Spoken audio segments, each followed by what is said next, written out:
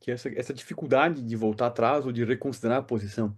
A que você atribui a isso? Por que poucas pessoas, ou tão poucas pessoas, têm um caminho parecido com o seu, assim, de parar em um certo ponto e pensar que esse tipo de relato é insuficiente, de evidência é insuficiente para estabelecer que existe vida fora da Terra e que ela vem nos visitar, né?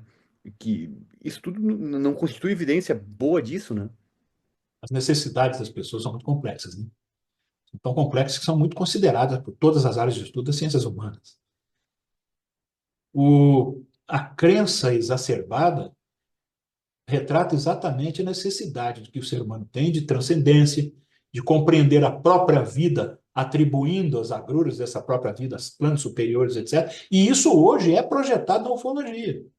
Quando alguém diz e vem, chega e diz que Deus foi transformado em outros deuses, esses deuses foram transformados em espíritos, e esses espíritos hoje se transformaram em extraterrestres. Amanhã não sei do que se transformarão. Isso é uma evolução histórica muito grotesca que alguns fazem, mas com razão, né? Então, a crença hoje da ufologia, arraigada demais, deve ser exatamente a isso. A necessidade da pessoa. Ela substitui, muitas das vezes, a crença religiosa para seres de outros planetas. Tanto é que existem correntes aí fortíssimas afirmando que seres extraterrestres são anjos, outras que são demônios, né?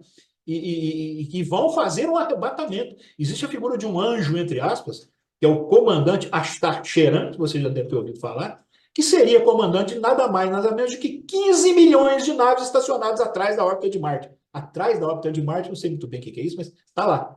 Estão lá. 15 milhões de naves esperando para o arrebatamento. De onde vem isso?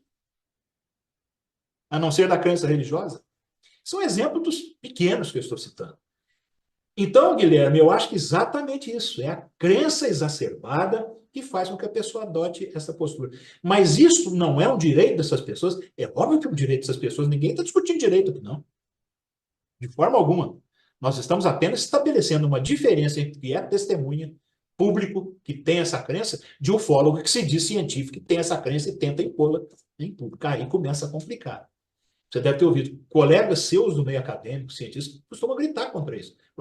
As crenças das pessoas nessas áreas, como parapsicologia, ufologia, enfim, pseudociências, são totalmente respeitáveis, como qualquer crença é. Isso é um princípio constitucional, não resta dúvida. A liberdade de crença. Mas a partir do momento que eu pego as minhas crenças e começo a prejudicar pessoas, tanto fisicamente quanto mentalmente, e às vezes obscurecendo um estudo mais científico e de resultado de melhor credibilidade em torno desses temas, eu estou prejudicando. Você concorda com isso ou não? Se não concordar, é claro que você vai dizer que não. Não, não, concordo sim. E acho que já outro ponto aqui é que a própria liberdade das pessoas discordarem, né?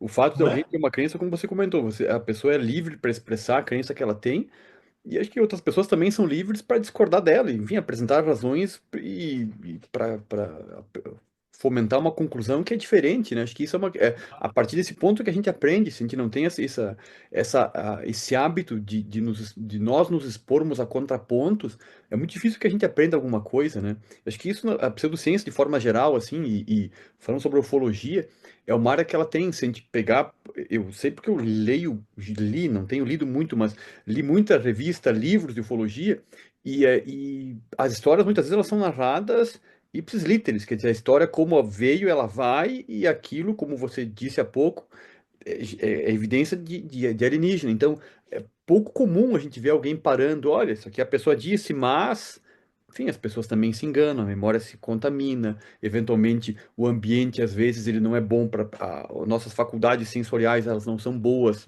em determinadas circunstâncias. Então, falta esse contraponto. Eu acho que o que você tem feito publicamente enfim, apresentar essas suas ideias que ligam o ceticismo à ufologia, ela é fundamental, né? Do mesmo modo que você disse que as pessoas têm a liberdade de crença, também há a liberdade de outras pessoas de se contraporem e argumentarem, né? Enfim, Isso é mostrarem jurídico. evidências razões que podem ser contrárias às crenças dessas pessoas, né? Claro, isso é jurídico. A Constituição prevê a liberdade de crença, consequentemente, a liberdade de não crença. Da descrença também, né? Se não for um termo pejorativo, mas que seja pejorativo. Então, é, todas as vezes que a ufologia age assim, como você narra, ela está criando um artifício no conhecimento que não tem utilidade. Assim acredito. Então, é importante que nós façamos uma modificação na nossa postura, principalmente do raciocínio.